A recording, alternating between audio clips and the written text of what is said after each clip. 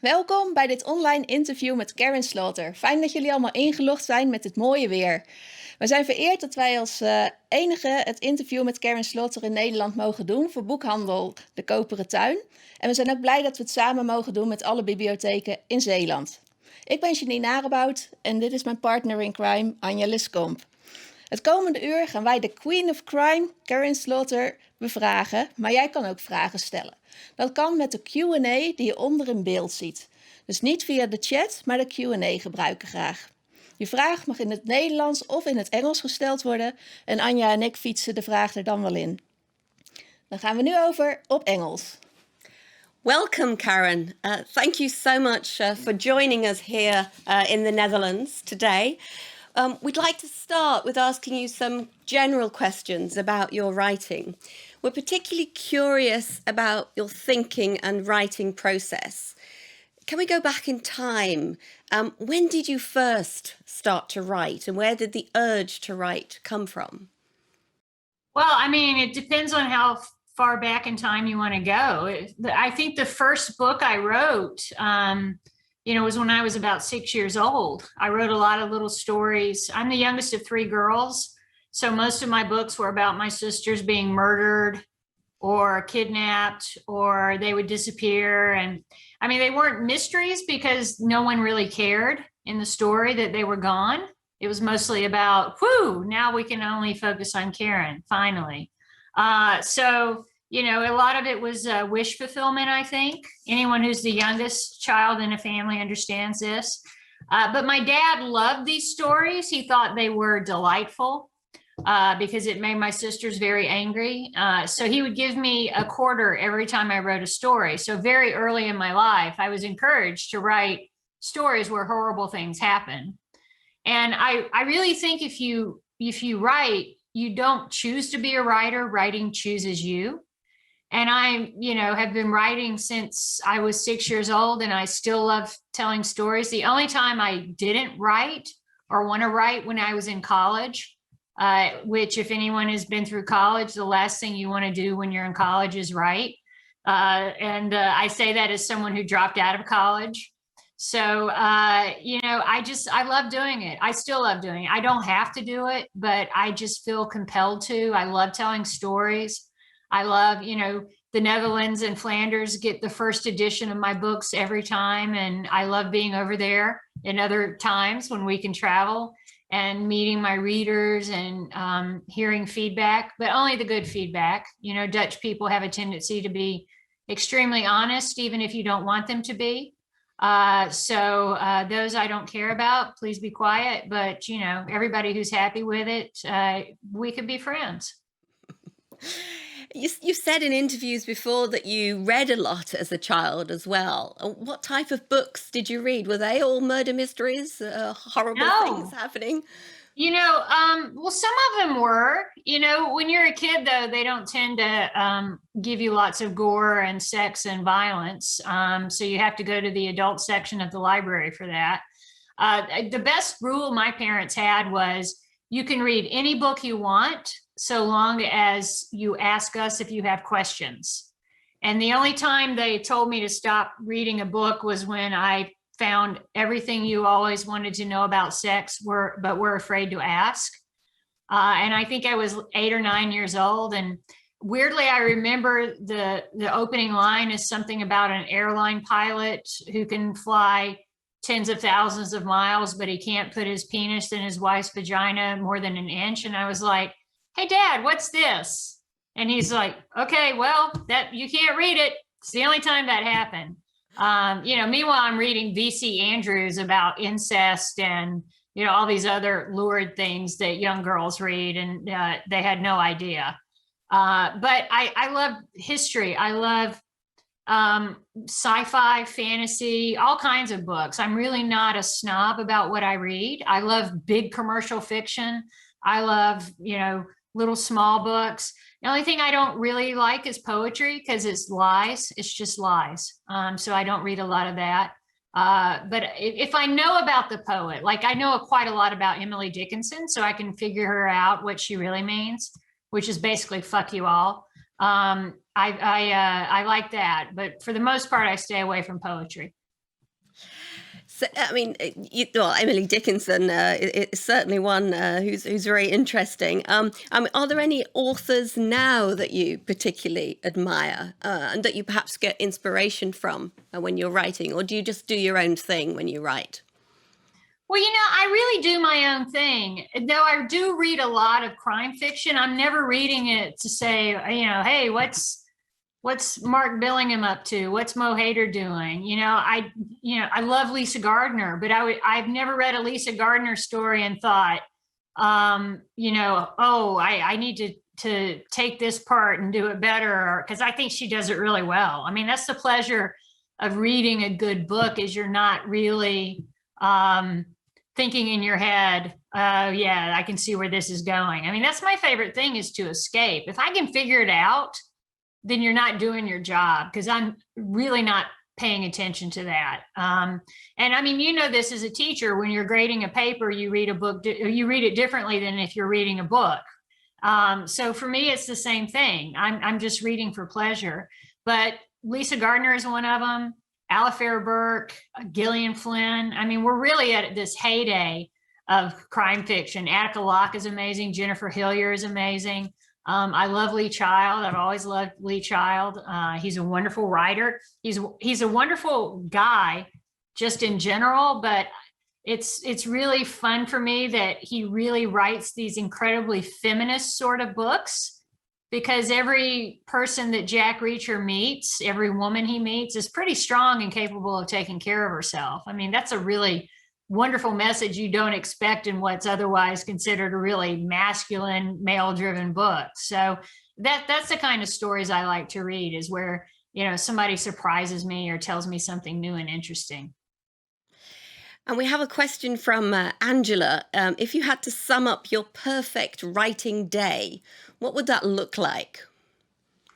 Well, I mean, I do get to set my day. So the perfect one, if I'm idealizing it and I'm not just sitting around eating potato chips, is I get up in the morning, I write, I have a light lunch, I get on the treadmill, I take my shower, I write some more. And usually that's how it happens, except for the treadmill and the light lunch. But that would be my ideal. But when I'm writing, I can't be in a coffee shop or, a Starbucks or something like that. I'm not one of those writers.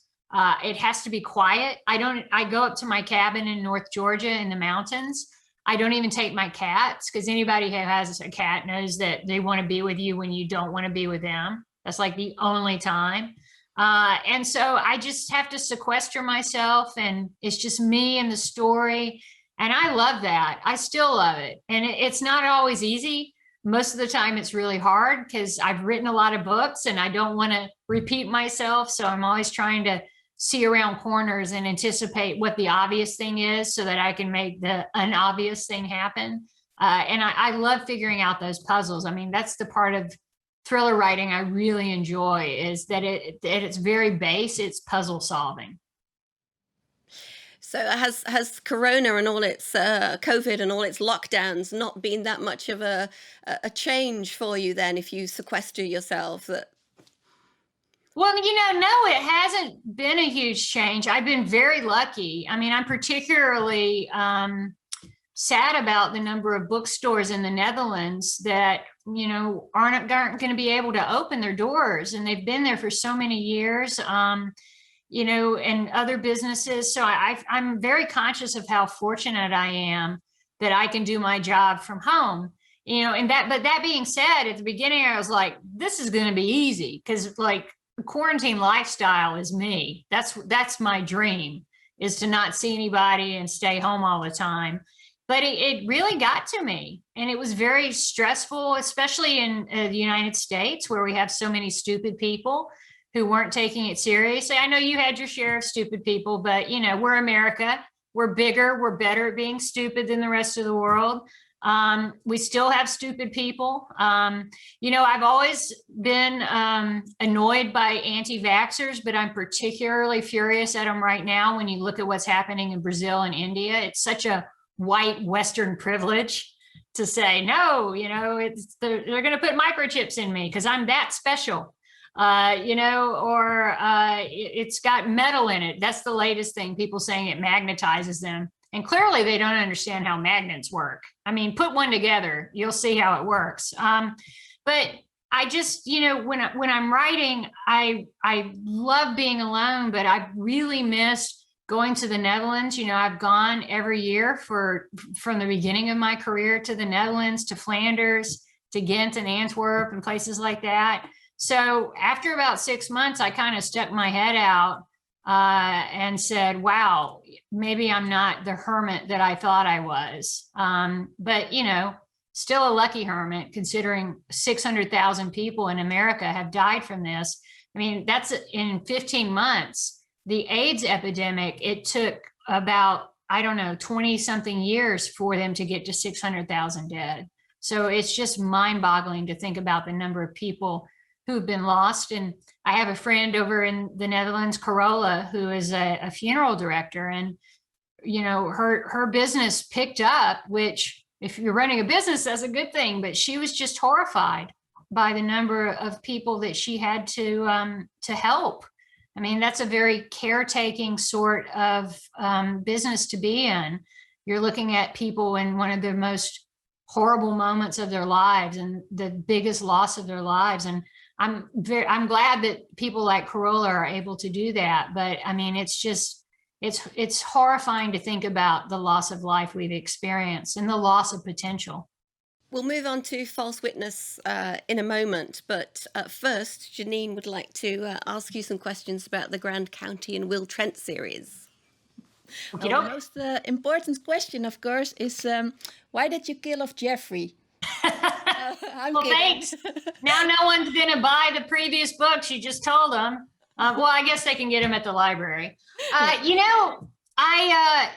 The short story is everybody was just too happy.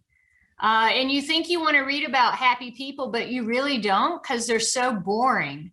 And Jeffrey and Sarah were very happy. The other thing is, Grant County is a really small town, and to have all these murderers and pedophiles and rapists, it was like the most crime-ridden town in the entire world. So at a certain point, you'd say it's not believable that so many people would be murdered there. And also, it just felt like it would be time for a change. And I wanted to stop writing the series when it was time, and not just keep writing it because I could keep writing it and people would keep buying it. And eventually they'd go, it's another one. Let me guess, somebody in this small town is murdered. So I wanted to open up the stage for that. But, there's also an important theme through my entire oeuvre is trauma and how trauma affects people. And so I wanted to write about Sarah experiencing this trauma of loss and take my readers through that, because, especially in crime fiction, there's a certain type of author who writes these novels to shock and titillate and scare. And that's great.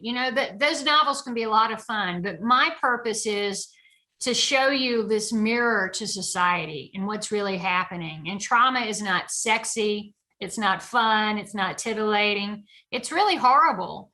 And so I wanted to write about that happening to Sarah in a believable way, knowing when I made that decision that eventually she would move to Atlanta and meet Will Trent.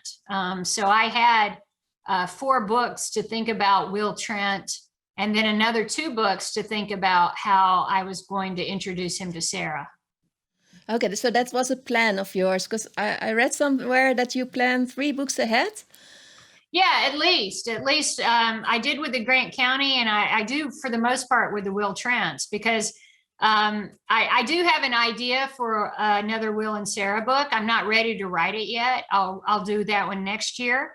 But I love their stories. And one thing I did with Will is to make him really complicated. So he's never really going to be happy. So I think he's safe as far as being killed off in one of my books. But you never know. I have another question about character. and something you give the character, because in Genesis, Faith is diagnosed with diabetes, a disease that influences a person's life 24/7, and thus has consequences for the development of that character. And was that your intention, or did you want to explore it in one book and then write it off as a toilet visit or something like that, a human habit that you don't normally pay attention to in a book or in a film? Well, in the initial books when she was diagnosed, and she was diagnosed with type 1 as an adult, which can happen. Halle Berry is a well-known name who had that happen. And it is in her life, in the last Will Trent book, he walks in on her while she's giving herself her insulin injection. But, I wanted to write about Will having a disability and still being the hero. He's dyslexic. And Faith now has this disability too. And I think it's important to show people who have these issues doing well in life and living their lives and, taking care of business. We don't often see people who have disabilities as heroes. And it was very important to me to show that, and I think in some ways for Will and Faith, it strengthens their relationship that they both have this thing that some people call wrong with them, but in many ways just makes them more conscious of other people's habits.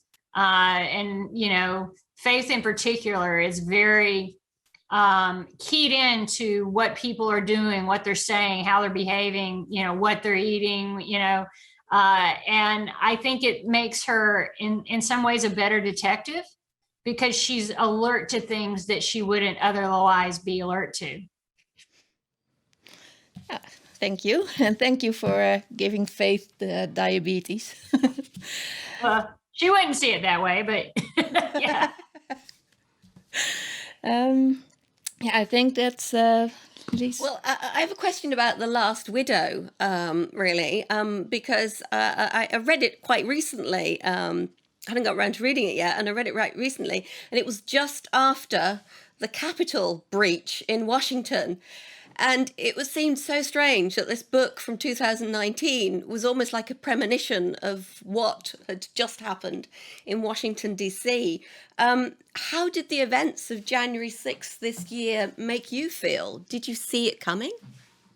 Well, I mean, yeah, I clearly saw it coming.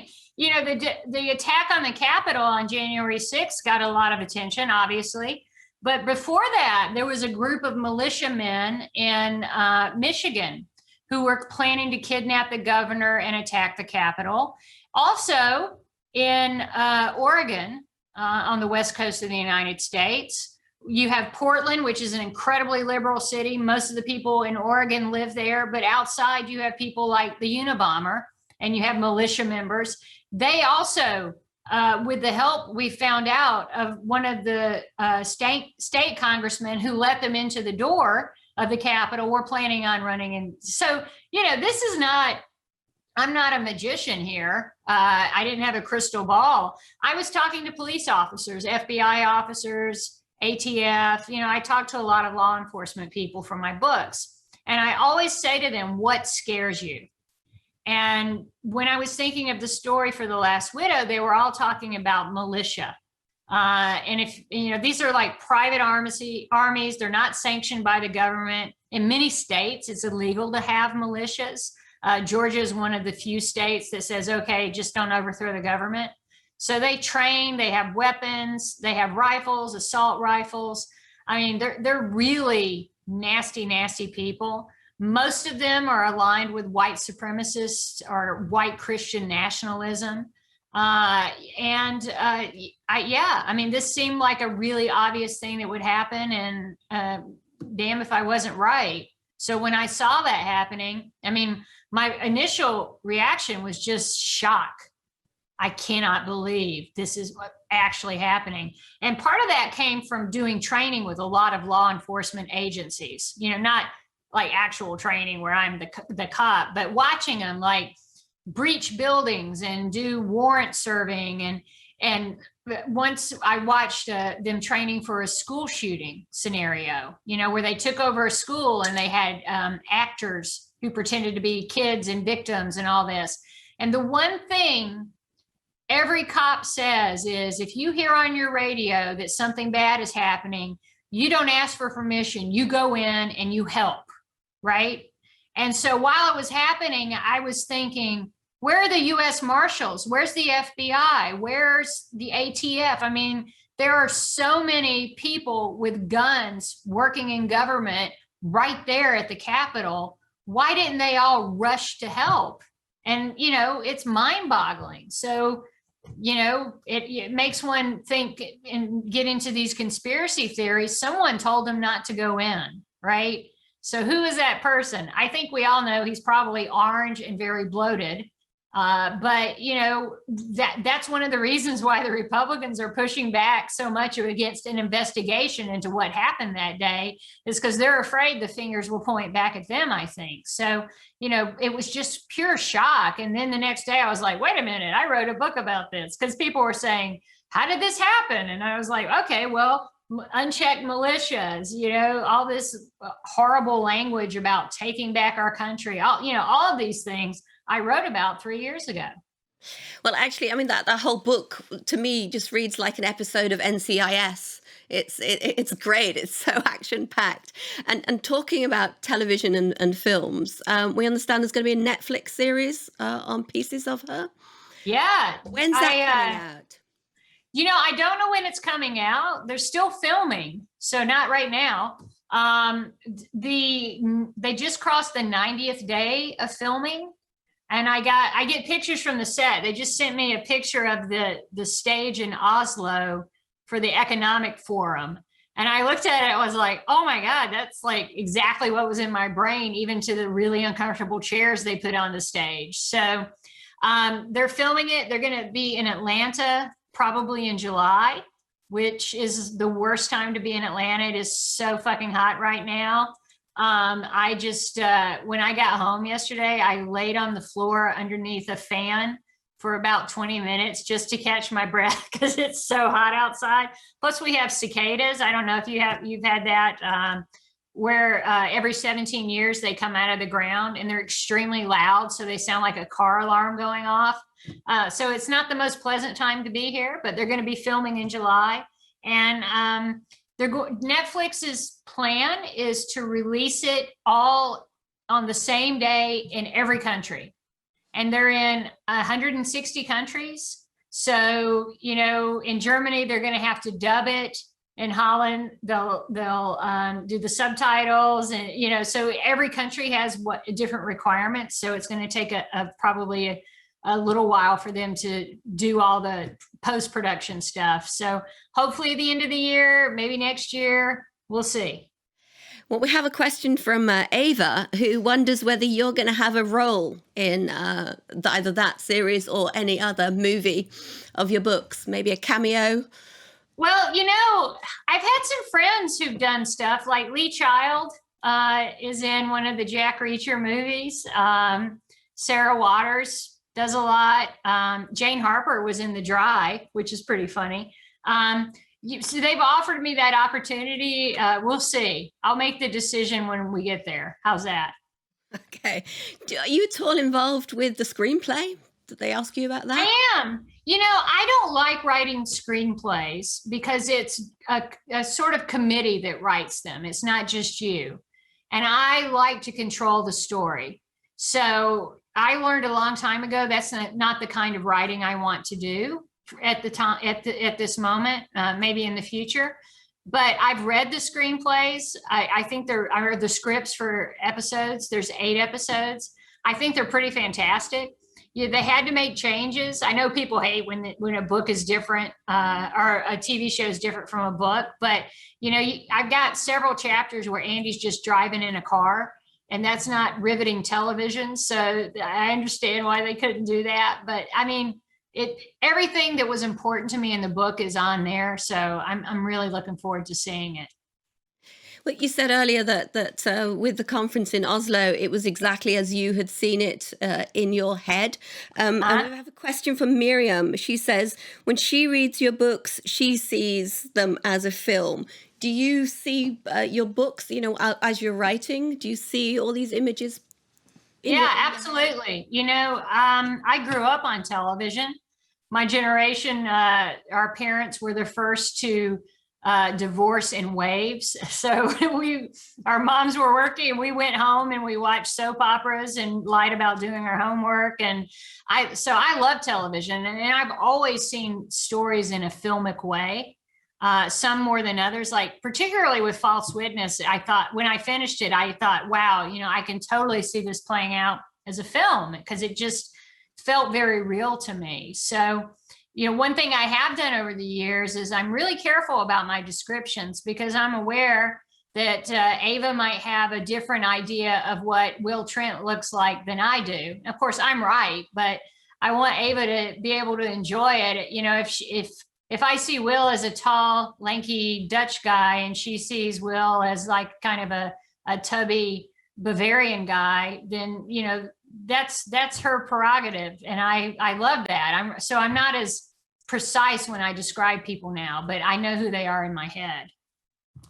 There's one other thing that I've noticed in your books, and I don't know if this is right, but I feel that you play with different perspectives and different concepts of time quite a lot. Mm-hmm. So, for example, in the Kept Woman, you have Will's perspective and Sarah's and Faith's, and it's sort of like the same situation. But then in The Good Daughter, you have the main characters, their recollections of what happened to them when they were children, and then you rewrite that again and you add a little bit extra to the recollection, and so it builds. But then when you get to Pieces of Her, which is my absolute favorite book, you have this almost two different plot lines altogether, and for a while you're not actually I, as a reader, wasn't really quite sure that they were ever going to merge, and then they do merge. So right. Very different forms of a concept of time. Why do you do that? It's a form of self-flagellation, because I am really horrible at keeping track of time. And I can absolutely tell that you are very good at explicating a text, because you picked up on all the technical points in those books. Like The Good Daughter, yeah, I wanted to play with perspective, because what is history? It's what we remember, it's what we write down at the time, and we're not trustworthy. We're just not, what we think happens is generally not what happens. Our minds don't like not having details, so we'll fill them in without even considering it. It just happens automatically. And so that's what I wanted to do with The Good Daughter, is play with memory, but also history. And so I sort of did that when I got to The Last Widow, because you have many different perspectives on the same events, right? And this person has a lot of information. This person has no information, and that was a lot of fun, but it was a nightmare to keep up with, because literally I constantly forget about Wednesday just as a day. And I'm like, what? It's Thursday? It was just Tuesday. That's the kind of person I am. I just am not good with time. And so a lot of times, the first thing my copy editor has to do is say, okay, this is Tuesday. This is, this person is this age, because age is another thing. Will Trent actually ages backward in one of the books. He's 36 in one book. The next one, he's 34. That is all on me. So yeah, it is very difficult, and I love Pieces of Her when you're in Oslo and you're like, wait a minute, I was just in this small town. What the fuck am I doing in Oslo now? So I do love playing with that, because I think that what I said about memory earlier holds true for a lot of people. It's one of the reasons why I wanted to write about my experience, fictionalized experience with COVID, because I thought, we're not going to remember all these things in 5 years, 10 years, 20 years. And I know, not that I'm comparing myself to Dickens, but if you want to know what London was really like during that time, you can read a textbook. But if you want the taste, the feel, the smell, the poverty, the crushing horribleness of living in London, in the slums or in the dumps, or, dealing with the legal system such as it was. Read Dickens. That'll give you the emotional point of view. I think it's time for Janine to ask you lots of questions about your latest book. Okay. Yes. But before I'm going to ask you what it's about, I want to ask some other things, because we get a lot of questions about it. Your connection with the Netherlands. Because, I have a couple of examples. At the beginning of your new book, you mention a Dutch exchange student. So I would like to know why a Dutch one. Because they frequent Atlanta the most, or and then on your the book before that, The Silent Wife, it states, "For my Dutchies and Flemmies on the next 20 years." So I would like to know, is that especially for us, or and then Yes. and Priscilla, she was the first question. She would like to know if you have a personal contact with your Dutch translator. So Yes. So Ineke is my translator. She's translated all but a few books, I think 3 books, and we have a very good relationship. She's extremely didactic in her translation. So if she has a question, then she immediately emails me, and I trust her completely with my manuscript. She actually gets to see it in more iterations than most people ever would. Usually it's just me and my editor, but because the Dutch edition is the first edition, Ineke needs time to translate, because every English word is this small and the Dutch word is this big. So I like to give her a head start, but I completely trust her. And I've met with her many times. She's an amazing woman. I really, it's nice when you work with someone you really like, and who's really professional at the same time.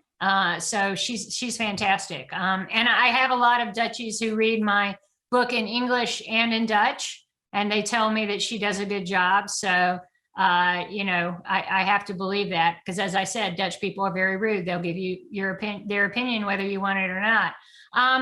But I love the Netherlands. I'm particularly fond of Friesland. I love the Monkey Zoo at Apeldoorn. I love Delft. A lot of the stuff I have in my house is blue. And I've been going there since the beginning. It was my first foreign sail was to the Netherlands. And so I feel a closeness to it. And I try to write Dutch characters into the story. And you're absolutely right. We have a very large Dutch population here in Atlanta. We've got Coca-Cola, FedEx, UPS, all these headquarters, Delta are here. So we've got a lot of Dutchies working in these companies, and Flemmies. One of the headquarters for Coca-Cola internationally is in Brussels. So that pulls in a lot of Flemish people. So we have a consulate here. And I just, I feel like a closeness and a gratitude, because my Dutch readers have been so loyal. Okay. Now, and then I'll ask you, what is your new book about? So False Witness, it's about 500 pages. And really, it's about 2 sisters who experience a horrific trauma in their early life, and how it affects them later, especially when this trauma is rekindled in their lives as adults. One of them is a lawyer, and her response to this trauma is to become very controlling, which is good for a lawyer to be a control freak, but she's a different person depending on who's in front of her, whether it's her boss or her husband or her fuck buddy or her child or, one of her mom friends. She's very in control of everything. That's what makes her feel safe. And then her sister, Callie, her response to the trauma was to completely abdicate any control. She suffers from a drug addiction. She's a heroin addict. And I think was my opportunity to write about addiction from a humane point of view. I know that drug policy in Amsterdam is very different from drug policy in the rest of the Netherlands, but at least you're looking at something and trying to do something, right? I think, there from the other thing I know about Dutch people is they can be very cheap. And, you know, they also created the modern welfare system, right? And I'm sure it was some altruism, but it was also financial, because they thought, well, instead of spending all this money punishing poor people for stealing bread and whatever, why don't we give them a little money so they're not desperately poor and they stop committing these crimes, you know? And that worked. And, you know, it's something that more countries should look at, is just giving people a tiny hand up so that they don't feel so desperate. And it's the same thing with drug policy. I mean, we've had this quote unquote war on drugs in America since Nixon's administration, and it is completely, abjectly a failure. And no one is saying, okay, well, this isn't working. What are we going to do next? You know, you guys in Amsterdam, you're like, okay, well, this is how we're going to deal with it. In England, they said, okay, if you're a heroin addict, instead of prosecuting all this heroin related crime, we're just going to give you a small dose of heroin so you can function and you don't have to prostitute yourself, steal, put yourself in these horrible situations, deal with horrible drug dealers who are going to exploit you or maybe kill you. And, you know, we're not doing that sort of calculation in America. And we tend, you know, you guys remember the Pilgrims. Thanks a lot for letting them go. They came here and they're like, you know, we're going to punish everybody who doesn't believe how we believe. And that's still kind of held on. You know, we're punishing people for having addictions rather than treating them. So with Callie, I wanted to talk about that and just say, look, this is a human being. She has a life. She has a family. She has a sister who loves her. Maybe we should look at them as human beings rather than as criminals or pathetic. And did you, you mentioned your sisters before in this interview. Did you use the bond you have with your sisters as a way to describe the bond between Kelly and Lee? And perhaps I thought I read your middle sister had a drug addiction for 15 years or so. Yes. Did you? Yes, she was addicted to methamphetamine. Actually, she was addicted to it when it was called crank. And she started using it when she was 15. She struggled with her weight and she was bullied at school for being overweight. And someone gave her diet pills, which is speed. They're illegal now, but she got addicted to speed. And then it was crank and then methamphetamine. And that was 15 years of her life. And, you know, I learned by trial and error how to help her, you know, to help take care of her, you know, give her a meal. Don't give her the money for a meal, but give her a meal, sit with her, talk to her, don't judge her, don't question her, you know, just to be there. And that was really a hard lesson for me to learn. And, you know, as I've gotten older, I've incorporated this idea into my life is you can't control other people. All you can do is control how you respond to them. And so I definitely was thinking of my sister and her struggle with addiction, but also the fact that when she decided to quit, she just quit. It nearly killed her, but she just stopped. And a lot more people go through what's called a natural recovery, where they just get tired of it and stop, than are helped by some of the programs that we try to force people into, you know, like rehab or Alcoholics Anonymous or Narcotics Anonymous. They're not very successful. They have very low success rates. And instead of trying other things, we just try to force people into these programs when, you know, especially with heroin, we know that medically assisted rehab is the most effective. The science tells us this, but we do it for very few people. Yeah, I was also wondering, how did you start writing False Witness? Because how did you do it practically? Did you have, because there's a lot of COVID in it, but did you add that later on? Did you have the story about Lee and Kelly already and then write the COVID in? Or did you really start at the beginning and maybe rewrite after that? Well, you know, it was very organic because I had this idea with Lee and Callie. The characters came first for me. I really knew who the characters were. So this would be January of 2020. I talked to my editor. We always talk through the book, usually in person. And I said, this is the story. I really want to write it. And so then we met at the end of February of 2020. And we were in Miami because that's where the HarperCollins Sales Conference is every year. It's in Miami, which is, mostly led by all the people in Europe just wanting to go somewhere warm in the sun. And so we were walking around Miami talking about this story, and we were like, well, what about this virus that's happening? Nobody really knew. I think at that time there were 5 people in the United States, most of them in a nursing home in Washington State, which is like if you drew a line to opposite corners of the country, Miami's here, Washington State's here. So it's like, it would take you 6 hours to fly there. That's how far away it is. So we weren't really worried about it, but I started talking about the story. We nailed it down, basically the loose structure of it. And then I got home and we immediately went into lockdown. And so that's when I normally start working on the story. And I wanted to incorporate COVID into it. So at that point, nobody really knows what it is. Some people did, but they weren't telling us. We knew it was airborne. We knew it was highly transmissible. We knew all of this information about it, but that came out gradually.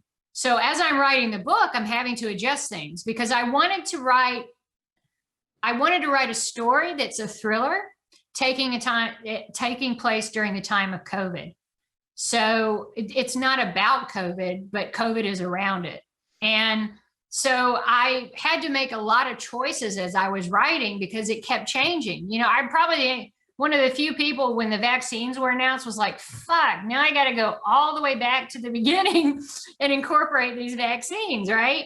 So I kept having to change little things about it. But the shape of it, I think, worked out beautifully because, it gave me an opportunity to talk about trauma between these 2 women, these 2 sisters, but also the entire world is experiencing trauma right now.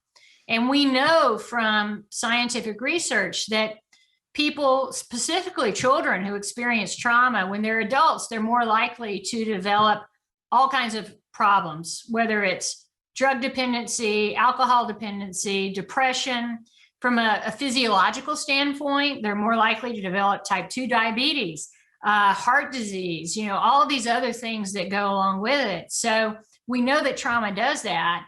And what are we going to be in 20 years, right? What are the kids who are going through this going to be like in 20 years? That's a question I wanted to really address in the book through the lens of Callie and Lee have this trauma. This is what it does to them, but also what is it going to do to us?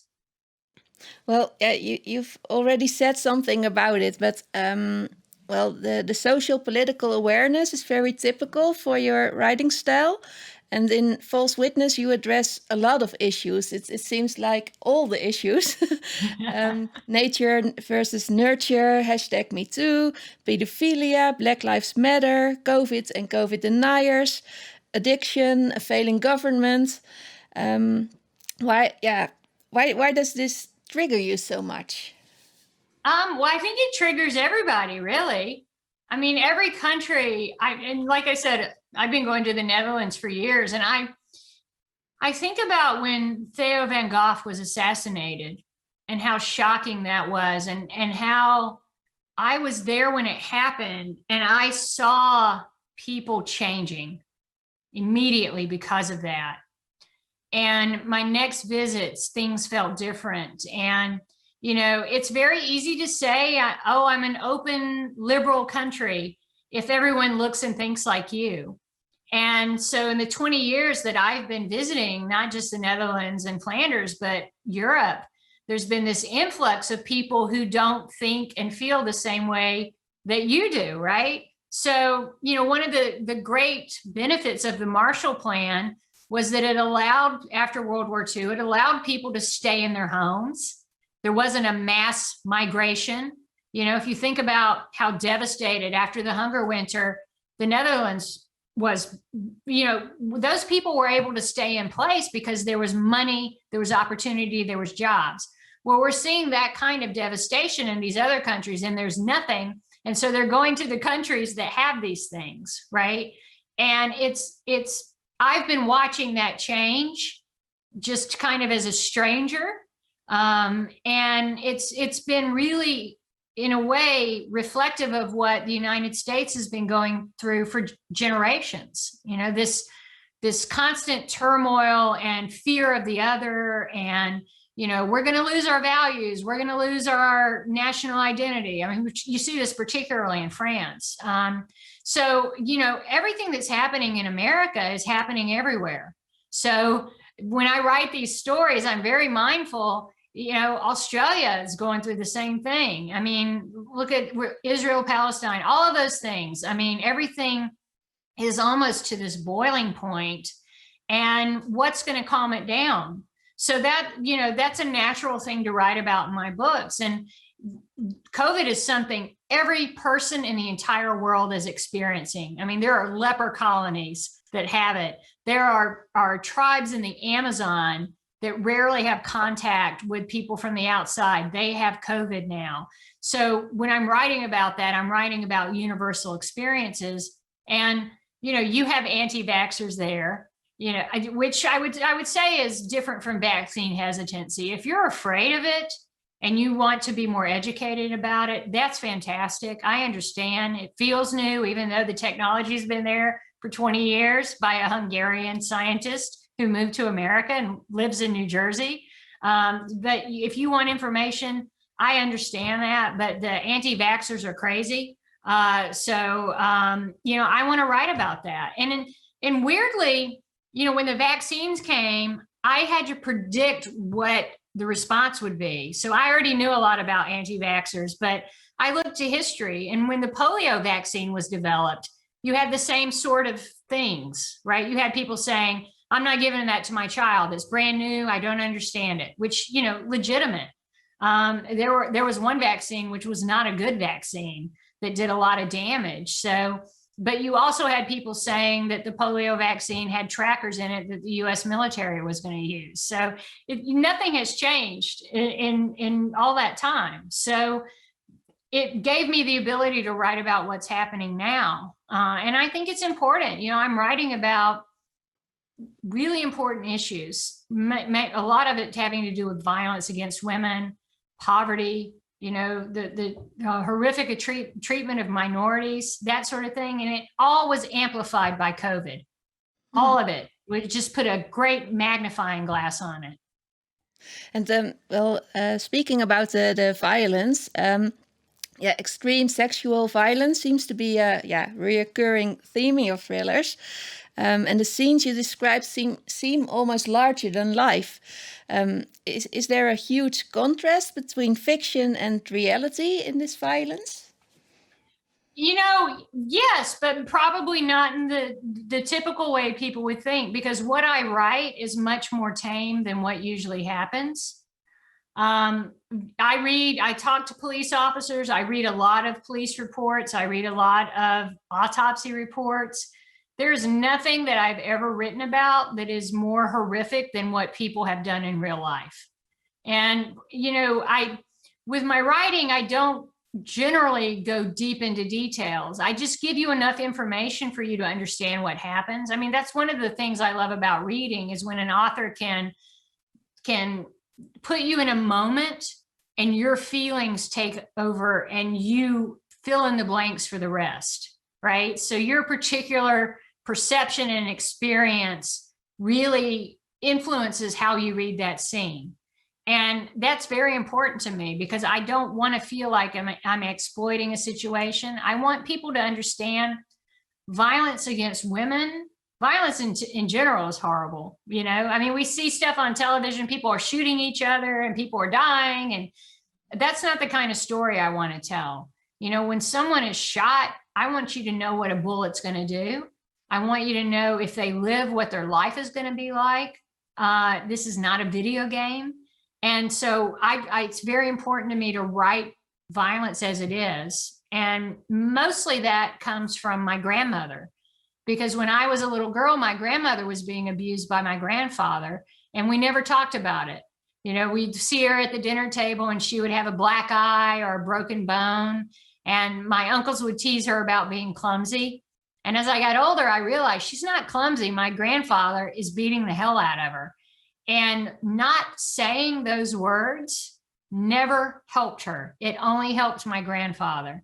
And so for me, I made that choice that I'm not going to smooth it over. And so that's the kind of books that I like to read and I like to write. You know, if you don't like it, there's some great books you can read, but this is what I choose to write about. Well, then, Well, just a couple of final questions as we're coming towards the end. As you said, you work at least 3 books ahead. What's your next book going to be about? Can you give us an idea already? What social political issue, perhaps? Well, I'm not allowed to give too much about it out, but it is a sort of exploration of what it means when you're the child of a criminal. You know, does that mean you're going to be a criminal? It's a bit of the nature nurture, you know, it's what is my identity if someone whose genes I share is capable of such horrific violence? So that's the question at the center of that. The next one will be a Will and Sarah. And the next one after that, I have a couple ideas, I'm not sure. But we'll have to do this again in 3 years and I can tell you. Well, I've got a suggestion here from Yule, who says, how about a book about a murderous cat? Oh, you know what? I mean, most cats are murderers, legitimately. But I don't think that I would be good to write that because I would never let them get caught. And we've got a question from Marianne, whose daughter wants to be a writer. She's 14. And so Marianne asks, what would your advice be to her daughter? Read. I know it seems crazy, but you know this, you're a teacher. If your brain is a muscle in many ways, and you need to exercise it. And the way you learn how to be a writer is to read books, essays, poetry, if you must, anything. And even if it's a bad book, you're learning why it's bad. You know, so if you read something, it's like, oh, that's shit. Why is it? What went wrong? What were the characters doing? Why did I not like them? Or why did I like them? Why did this character work so well? You know, try to see behind the scenes of the book. And, you know, don't just read the sorts of books you want to write either, because Margaret Atwood is not a fantasy writer, right? But she writes quite a lot of fantasy. She writes dystopia, but she's considered a literary writer because really smart people love her books. The Martian by Andy Weir. I mean, that's science fiction. People who love that book would never say they read science fiction. So read all kinds of books and then decide what kind of writer you want to be and sit down and do it. And because you read so much and you love reading and because you want other people to read, is that why you also have a special place in your heart for libraries? Absolutely. You know, when I was a little girl, the library was the only air-conditioned building in town. So all of us kids would always go in August or July, August, when it was almost 100 degrees outside, which would be like 40 something Celsius for you guys. And we were dying. We would go into the library and, you know, there were books there. And I loved reading. I loved the escape of it. I love being able to go to different places and, you know, and read about different experiences. I mean, and I know everywhere I go, no matter what, I always run into a Dutch person because they love traveling so much. But I think of books as traveling, and it teaches you to have more empathy and sympathy. And, you know, especially children, we know that there's a finite amount of time that a child's brain can be wired for critical thinking. And reading is a fundamental part of that. So if you don't have a reading child, then you're not going to have a critically thinking adult. It's just not going to work. So, you know, it's so important to make sure kids have books. It's very important because they're incredibly selfish for them to realize there are other things in the world. You know, they might read a book. A famous book here is Harold's Purple Crayon. They might be like, wait, I thought I had the only crayon in the world that was purple. Well, who's this Harold guy? You know, so it teaches them other people have other feelings and other thoughts. And that's really important for kids because, you know, one day they'll be adults and we don't want them to be assholes. Preferably not, no. Well, thank you ever so much, and I have to actually thank Janine getting me into your books. So I mean, I'm a huge detective and thriller fan, but it's thanks to Janine really, who's the super fan. So I'll leave it to Janine to say goodbye properly. Thank you. Yes, well, as a huge fan of your thrillers, I would like to thank you for yet another impressive book. And the extreme plot twists are well represented. Extreme sex and violence, check. References to modern day pop culture, check. And your social political criticism really hits home. I read False Witness with double the amount of pleasure, knowing I was going to get to interview you. And hopefully we'll see you again next year. And in 3 years, as you just promised, that's a deal. Yes. Or do you plan to visit Europe this fall? Is it possible then already? Or we'll see. Everybody needs to get the vaccine. Yeah, that'll get everything open, and we'll be able to live our lives. So I'd love to see people whenever I'm able to go. Looking forward to it. Yeah, well, on that note, we have come to an end of this webinar. Karin, thank you so much for your answers and for your time. And we'll let you get back to your writing now, and we'll start reading. Great. Thank you both so much. And thank you for all you do for the libraries, and a school teacher who is up this late. I know you normally, school teachers go to bed at 4 o'clock. I've still got grading to do. It's fine. Oh, okay. There you go. There you go. So thank you both. And thank you so much for your invitation to talk to you again in 3 years. Hopefully we'll see each other in person before then. Yes. Oké. Nou, ten slotte wil ik alle betrokkenen bedanken die het mogelijk hebben gemaakt om dit webinar te organiseren. Lynn van uitgeverij HarperCollins, Anthony Vierloos van de Koperen Tuin en het Paard van Troje, Joan Geluidstechniek, waar we nu in de studio zitten, Henk en Joost bedankt, ZB Planbureau en Bibliotheek van Zeeland, Cas en Amanda, die hier jullie vragen hebben gemodereerd, Bibliotheek Oosterschelde, Anneke, Bibliotheek Zeeuws-Vlaanderen, Stefanie, mijn co-host Anja Leskomp en natuurlijk jullie kijkers allemaal bedankt en veel leesplezier met Valse Getuigen.